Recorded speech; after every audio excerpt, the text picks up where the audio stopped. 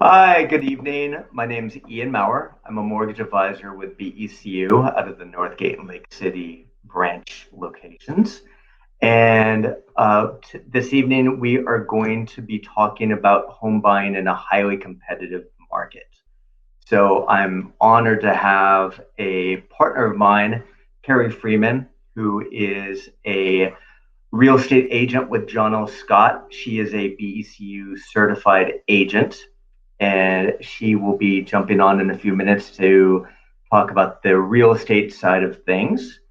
And what I would like to do is to just start off by talking about the loan piece and talking about some of the different features of loans, different types of loans, as well as kind of talking about the lending piece kind of as it pertains to the market that we're seeing now in this region, which is obviously a challenging market for home buyers. So on our agenda this evening, the first pieces I'll be discussing your home loan options, the loan approval process, and then Carrie is going to be jumping in and talking about finding the right home, making your offer, and then also talking through different types of properties. And then at the end, we'll have a Q&A session for anyone that wants to ask any questions. We'll do our best to get those answered for you. So a quiz that we would like you to participate in. We got this information from Redfin. And the question is, what is the average amount of time a home is on the market in King County before it sells? So Carrie will have the answer later on in the program. So is it 2 days, 6 days, 11 days, or 23 days?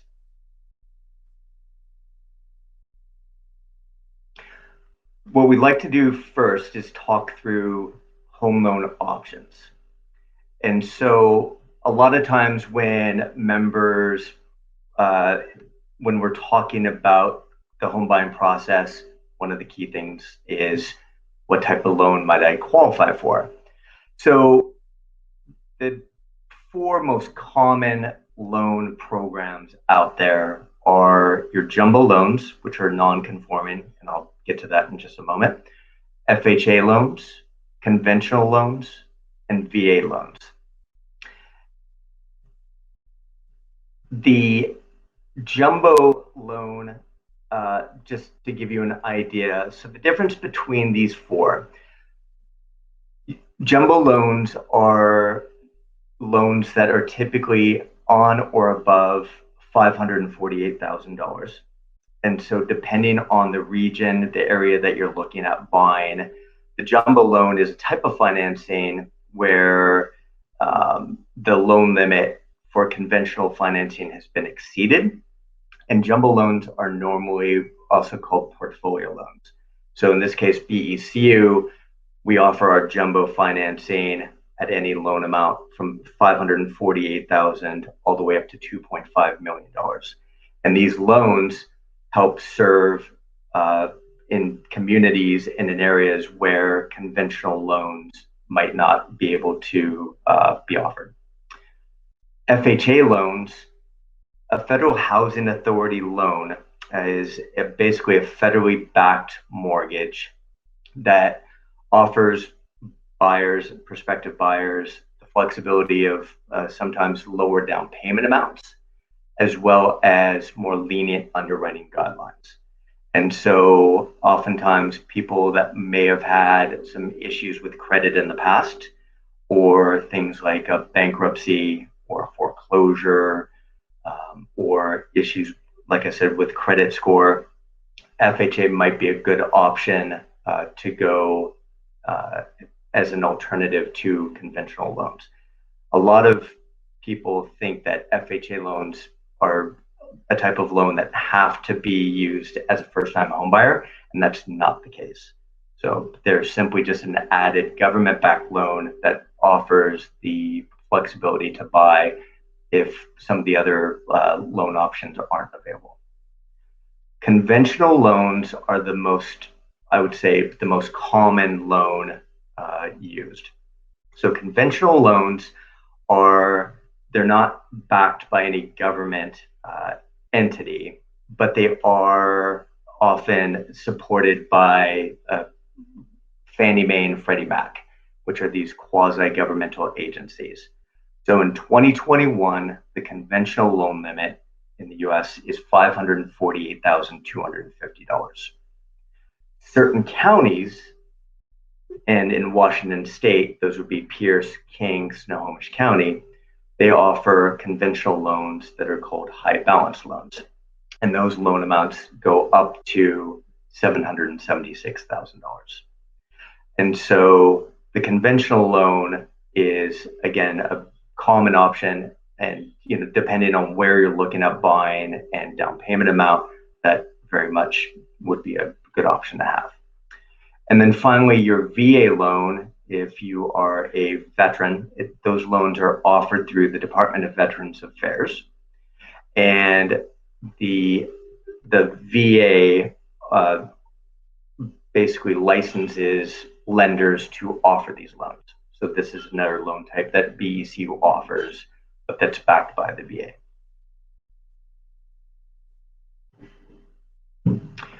The loan approval process. So a lot of times when I start talking with members about the idea of buying a home, we talk about the difference between a pre-qualification and a full conditional approval. So a pre-qualification is an option that you can look at. And what a pre-qualification is, essentially, it's going in and getting an idea of what you might qualify without actually necessarily submitting an application. So if you go onto our website at becuhomeloans.org, and I'll show you a slide in a moment, we actually have a pre-qualification tab that enables you to punch in some numbers and to get a letter that gives you an idea of whether or not you'd qualify for that loan amount and that purchase price. A pre-qualification is not an approval because in many cases we have not pulled credit, we haven't collected any of your supporting documents, and we have not submitted your application through to an underwriter to get a full credit approval, or what we call conditional approval. And obviously with a pre-qualification, if you go on to our website or even submit that initial application, there's no fee to do so. On our website, which you'll see here on our homepage at www.becuhomeloans.org, you'll find not only the information about checking rates and different products, but down on the right-hand side, you will find information on how to input your information if you want to look into getting a pre-qualification letter.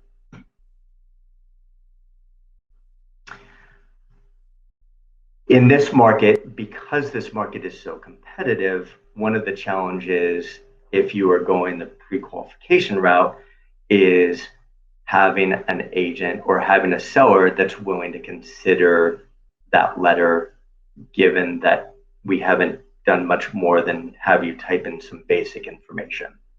So if you decide that you want to kind of make a more concerted effort to getting an approval letter and really preparing yourself for jumping into the home buying marketplace, then oftentimes we recommend a conditional approval. So a conditional approval is where we will sit down, or in this case, working remote, we'll discuss this over the phone. We will walk through your scenario and we will talk through income, we'll talk through employment history, we'll talk about your down payment and all of the parameters of your home purchase. And then from there, once we've had that initial consultation, if it makes sense, we would have you submit an application. And when you submit an application, we do a hard pull on your credit almost at the very beginning of the application process. Once we have your application and the supporting documents that we've discussed during the consultation, then we send everything forward to an underwriter. Right now, it's taken us roughly 3 to 5 business days to get you from the initial application stage through underwriting. And a lot of that depends on how complex your application might be. When the underwriter comes back with a credit approval or a conditional approval, then that credit approval or conditional approval is good for up to 90 days, which is essentially how long your credit report is good for. And once you have that letter, and we send your agent a copy of your realtor notice of conditional approval, then at that point, we've basically vetted your application as much as possible, and you're off and running looking for a home. And the primary difference here, especially in this marketplace, is that you've taken those added steps. So you, in many cases, will be in a much better position than having simply just done a pre-qualification. One of the programs that BECU has that I've absolutely just loved, and I'm so happy that we've had the program now for several years, is our first-time homebuyer grant program. So the grant program is designed for first-time homebuyers, anyone that has not owned a home in the last 3 years or longer. And the grant program works in conjunction with conventional financing. So again, that's with a loan limit of $548,250. So the idea behind the grant program is that the minimum down payment requirement is 3%. BECU will contribute 2% of that down payment with a cap of $7,500. So if you're looking at a $400,000 home, minimum down payment requirement is $12,000. 2% is $8,000. Our grant program caps at $7,500, and then you would be responsible for the remaining down payment. The wonderful thing about the grant program is that these are gifted funds from BECU and provided to help you with the down payment on your new home. So this isn't down payment assistance in the form of a loan. So these funds do not get paid back. And so the other nice thing about the grant program is when you complete an application and we submit your application to an underwriter for your conditional approval, if you're interested in being considered for the grant program, we put that consideration in on that initial application so that you would know before you start your home search whether or not you were qualified for the grant funds. So as you can see here, so BECU members only need to come up with 1%, depending on the purchase price and loan amount. BECU will pay the remaining 2% up to $7,500.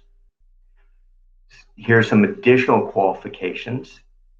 And so the dwelling must be in a BECU served community. So essentially, if you're looking state of Washington, that pretty much qualifies. And there are some other additional communities that we serve with the grant program. The maximum loan amount is your conventional loan limit of $548,250. So we do ask that you stay in the home for at least 3 years. So the idea behind the grant program is we're helping first-time homebuyers get into their home and get into the home that they're planning on kind of building equity and kind of growing into. Another requirement, and this is one that oftentimes I get because we work with a lot of people that want to establish membership, but they haven't established membership yet with BECU. So if you are looking at wanting to qualify for the grant program, BECU, we do require membership, but we don't require you to have membership immediately or prior to submitting an application for your conditional approval or for the grant program. So we can work with you on obtaining the membership so that we keep everything in line there. There is a minimum credit score of 660. And one of the added benefits that was added last year, we now can use gift funds.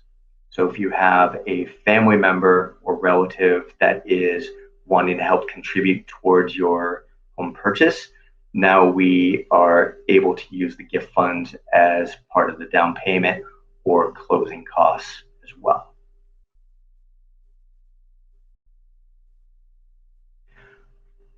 So as I mentioned prior, so the first time home buyer segment is if you have not owned a home in the last 3 years. We do require that you have liquid assets to cover your portion of the down payment and closing costs, which would mean either checking savings, gift funds, or if we know that you have funds that you're able to draw out of investment accounts, as long as we know where those funds are coming from, those all qualify. We do want you to complete a qualifying homeownership course.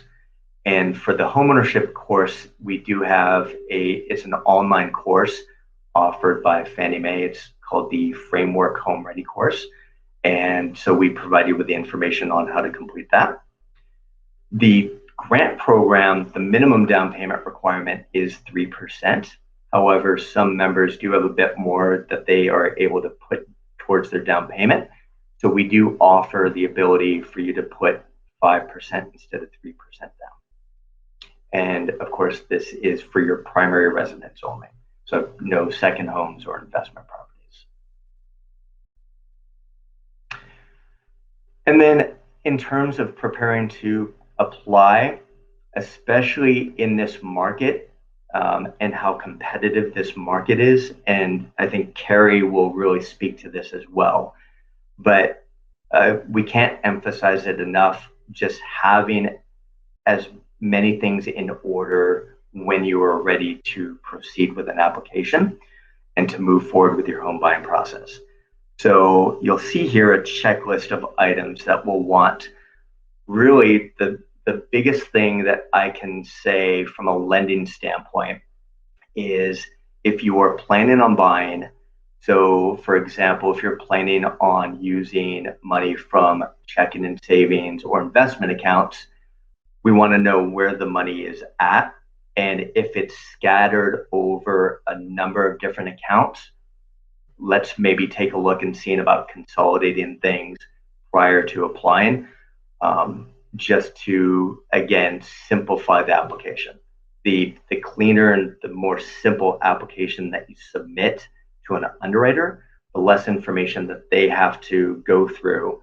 So like, for example, with asset statements, if you have money scattered in 8 different accounts, if you can work to kind of condense and consolidate prior to your application, that certainly will help in terms of just the complexity of your application. With employment, making sure that we have your W-2s and pay stubs for self-employed borrowers, tax returns for the last 2 years. We're going to want a year-to-date profit and loss statement. We'll want business bank statements to support the self-employment piece. And then as it pertains to gift funds, because we are seeing a lot of people have offers from relatives to provide gift funds, the nice thing with BECU is that the gift funds, if you have the availability to have gift funds, we don't need that money in your account now. All we need to do is know who the family member is providing the gift and how much the gift is for, and then we can take care of the rest. And then we can work with you on collecting the gift funds later on down the road.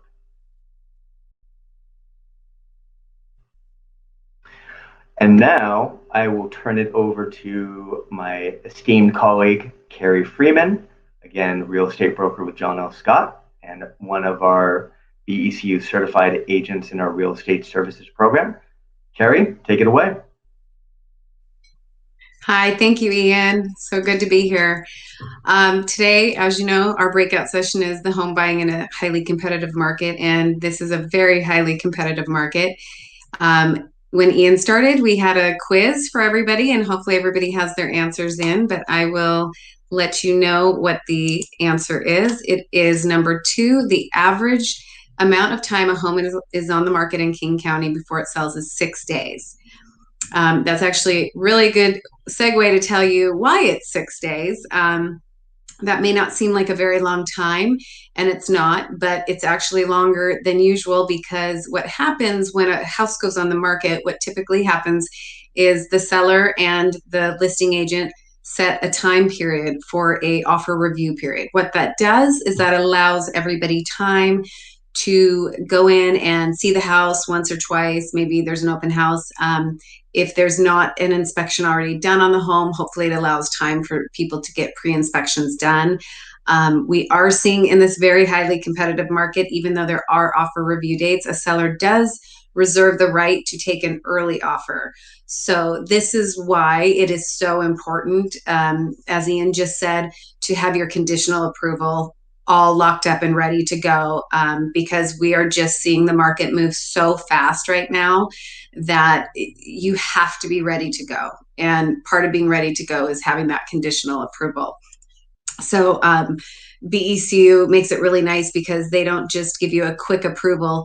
They get you through the initial part of underwriting, ask for your tax returns and paycheck stubs and things like that. So you really are truly conditionally approved with a letter that's going to give you a good idea of what you can afford and what's going to work for you. So finding your home, this is the fun part. It can also be a stressful part for everybody right now in a very highly competitive market. But what I like to do is set up a buyer consultation, whether that's in person, if you feel comfortable, or over the phone or Zoom, however, whatever works for you. I'm perfectly fine with, but I like to set the expectations at that meeting. And what that means is just kind of talk to you about the market and what's going on in it and how to best navigate through it. It's very, very important to have an agent in this market, in any market, but especially right now in the climate of this market, that is very well adept with writing offers and negotiating and just knowing what to do to help you get into the home that you really want to get into.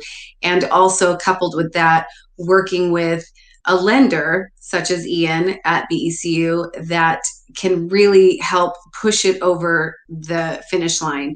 Iain and I have done several deals together. We do deals all the time together, but we've done several things where we really complement each other. If you have a good lender and a good agent, you can double up on the listing agent, and the lender will call to talk to them about the strength of the buyer. The selling agent, which is myself, would call and explain, why this buyer is the right buyer for the home. And coupled together with a good real estate agent and a good lender, it really makes your chances a lot stronger in this kind of a market than somebody who just maybe is a number to somebody else, to another lender that's a national lender that maybe just isn't even from this area. Also in this kind of a market, it's better to have a local lender like BECU. It definitely helps your odds in a very competitive market like this. But I like to set those expectations.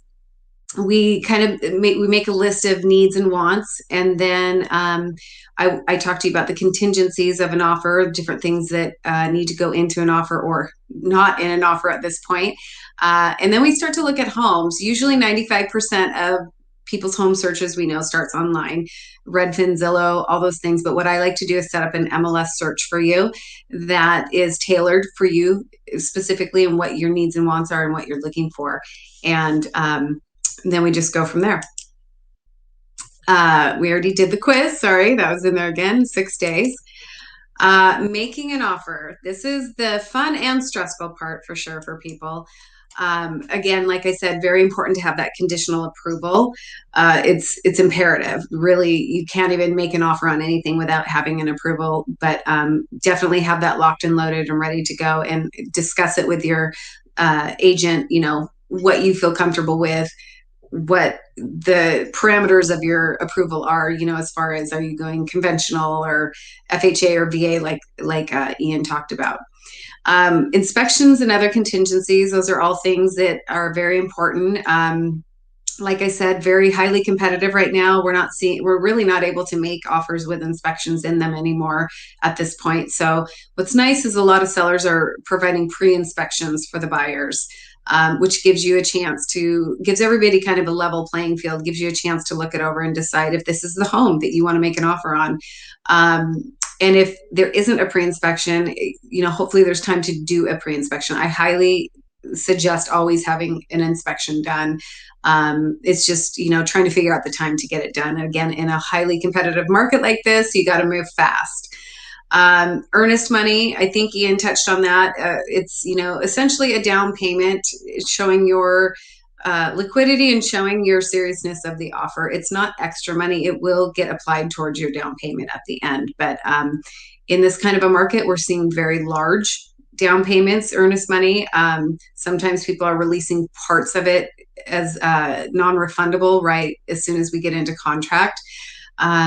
So that is definitely something to discuss with your agent as well. We discuss price and terms. There's escalation clauses in this kind of a market right now where I wish I could say that, if something is listed at 500,000, you're going to buy it at 500,000. But the reality right now in this market is we're seeing things go for 10%, 15% over asking price. And that also leads me into other contingencies such as potentially having some money set aside for additional down payment in case of a low appraisal. And then closing in possession. A typical closing is 30 days, and that's, usually what everybody is doing. So that's pretty standard. We're not seeing a lot of like you have to close in 10 days or something like that. So it's still pretty standard to have a 30-day closing. There's three types of properties typically that, we'll be working with and dealing with. And that is a condominium or a townhome, a single family residence, and then a multifamily residence. I don't really work with commercial properties. So, for this particular thing we're talking about, those are the three main kinds of properties that we're working with. Again, very important to have a good loan officer and a good agent that work together and that are very knowledgeable in getting you into the home that you want to get into. This is a very competitive market, and it's definitely a market that you need to make sure you are comfortable with your agent and your loan advisor to make sure that they are doing everything on your behalf that is in your best interest, and that will, hopefully set you apart from all of the other people that are trying to purchase at this time too. We've got the lowest inventory we've seen probably ever, and we've got a lot of buyers out there. So working with somebody like Iain at BECU definitely does give you an advantage. They're local, and like I said, they don't just give you a quick approval that is, they asked you a couple questions and then gave you an approval letter. So other agents, listing agents, know that and they respect that. And when they see a BECU letter come through with an offer, they usually know that this person is solid. So with that, I would like to invite back Eric and Iain to we can answer some questions that you guys might have. Hello. My name's Eric, and I'm going to be moderating the questions today. Mm-hmm. And so the first question to come through here is from Catherine. She says, should I even consider trying to buy a house in this market? It's a good question. I think you have to consider, first of all, where you're approved for, and realistically in this market, what you can afford. It's not impossible. It's definitely not impossible. You just have to be willing to stick it out a little bit. We may make 2, 3, 4, even 5 offers sometimes before you get into something. But if you're tenacious enough and your agent and your lender, work with you, you should be able to get into something. It's just sometimes people start at a certain place and they're like, I have to have this, I have to have this, I have to live here. And then as they get into the market, they say, well, maybe I can live without this and this and this, and kind of make some concessions. Yeah. And I would say one of the biggest things that anyone can do is reach out to one of us to do an initial consultation. I have a number of people that when we do the initial consultation, they're convinced they need to put 20% down.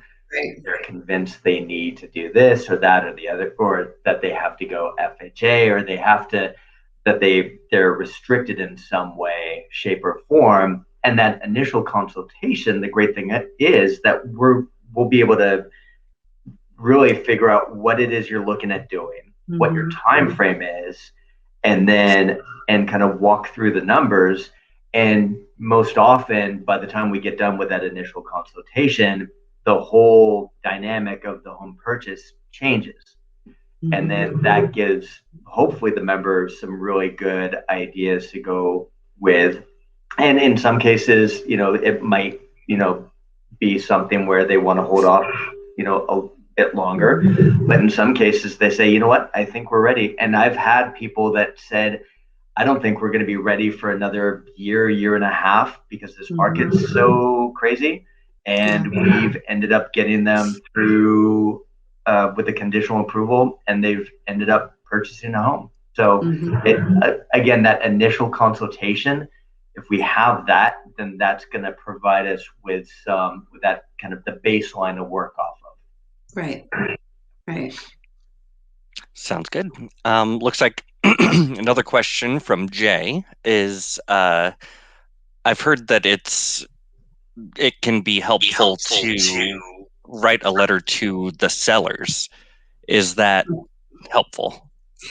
We call those love letters. Yes, they can be helpful. There are some agents that will not allow people to put the love letters together because they don't want to maybe there's two schools of thought of that. They can get into trouble with picking somebody over somebody else based on something that they put in the letter. But I have clients. It's something I do pull out of my my little toolkit here and say, yeah, we can do this for sure. I don't ever make people do it, but if it's something they feel like they want to do, I absolutely know it can't hurt.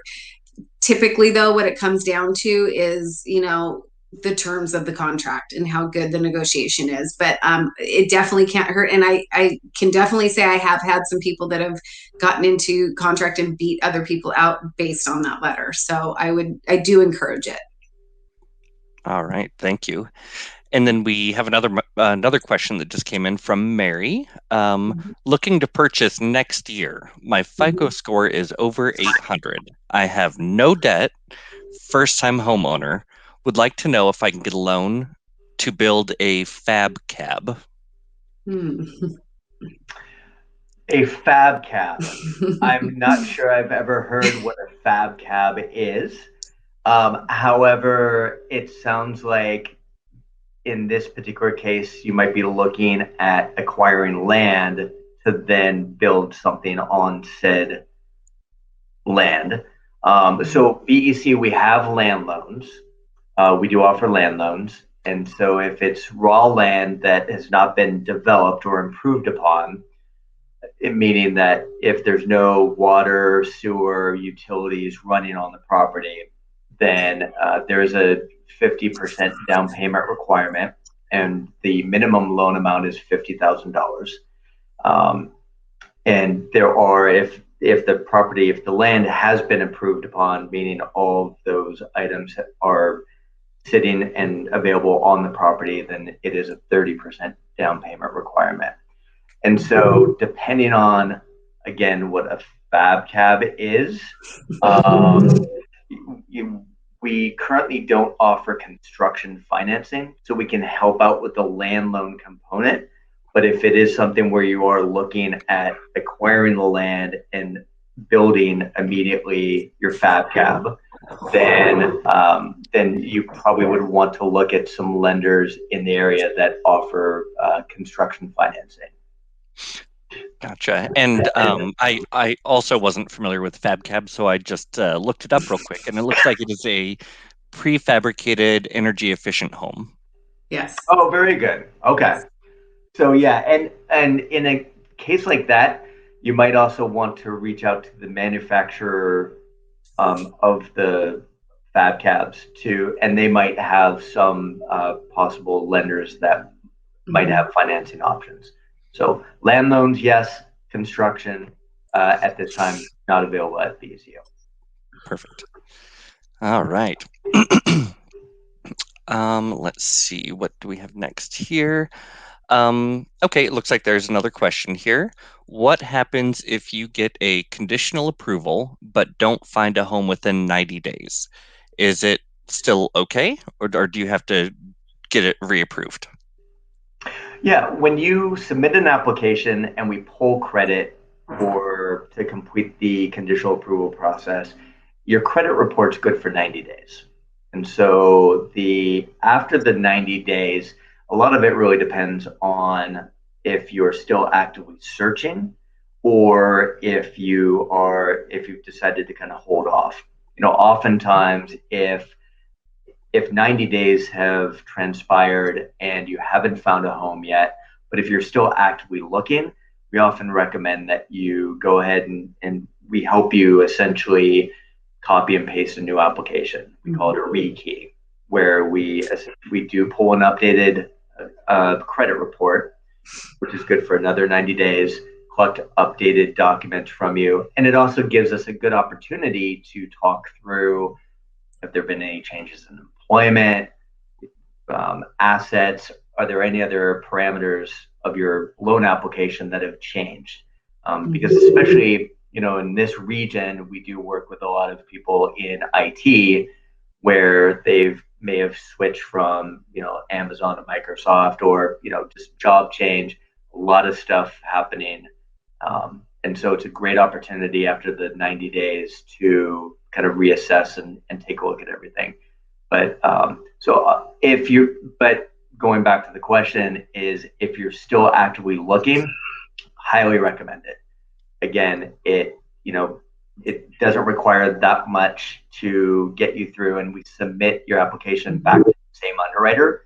So it's more of kind of a cursory kind of checkup than anything. But then you're good for another 90 days, and we've got everything in place. Thank you very much. And it looks like we've probably got time for one more question. And one question just came in from Shirley. If I am renting an apartment and my lease is not up until December, when is a good time to start looking at houses?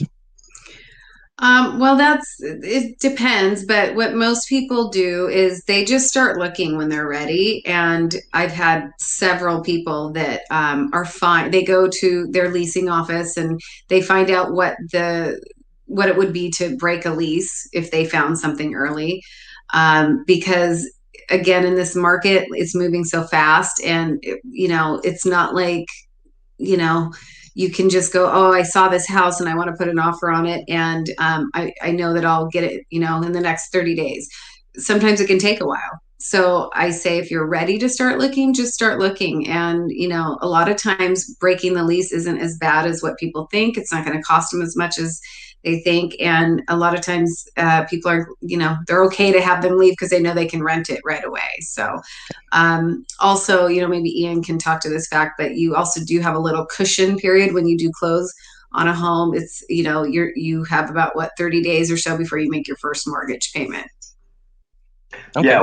When you do close on your new home, depending on, so if you close, let's say end of April, or in this case, so the lease is up in December.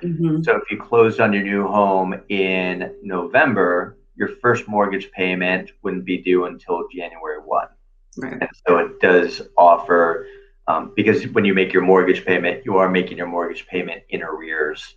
And so your January payment would pay for December, so on and so forth. Right. So, but again, in this market, as Carrie pointed out, this market is so competitive and so challenging in so many ways that, again, I think talking with the leasing agent about what the penalty would be for breaking the lease if needed, and also finding out what it will look like after December. Can you go on a month-to-month contract? What does that look like? What are the payments there? And getting as much information about that, because it's more challenging in this environment to kind of plan on, okay, I'll just buy a home in October. Right. So. Right. All right. Well, and it looks like the time is up. So if we weren't able to get to your question, please feel free to send us an email at communityrelations@becu.org, and we'll be more than happy to help you out. And thank you all so much for joining the session. Thank you. Thank you. Appreciate it.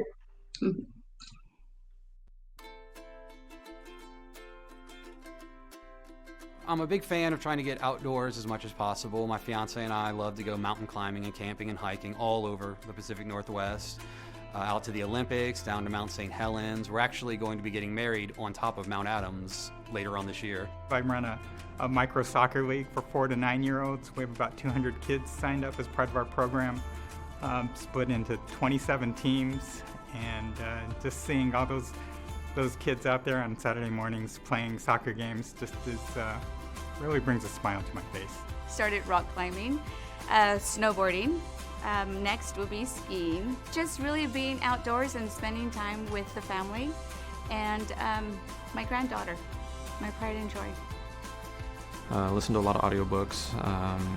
My wife and I just started gardening in the last year when we moved into our new apartment. So we have a lot of houseplants and a lot of plants on our porch now. So we've quite got the green thumb. My favorite thing to do when I'm not at work is take my mom to shopping and also able to spend time with my sister. I have 2 daughters, so it's great to go to the park with my wife and 2 daughters or to the zoo. Spending time with friends as our vaccinations get in line. I love going to Mariners games. I've been lucky to go to 4 games this year so far, which is awesome. When I'm not working, I like to spend my time with my family. I like to volunteer to our church at least, to at least give back to the community, and then at the same time, I also like caring for people, caring for myself, so I go to spa. Yeah, so outside of work, I enjoy spending time with my wife and daughters. We live in Gig Harbor, so we like to get down to the harbor quite a bit, do a little kayaking, canoeing, paddle boarding. We've even gotten to the point that we have 2 dogs. One of our dogs enjoys paddle boarding. We got a little life vest for the dog. So spending time with the family outside of work, which BECU enables me to do. It gives me a work-life balance, so I'm able to work and also spend time with my family.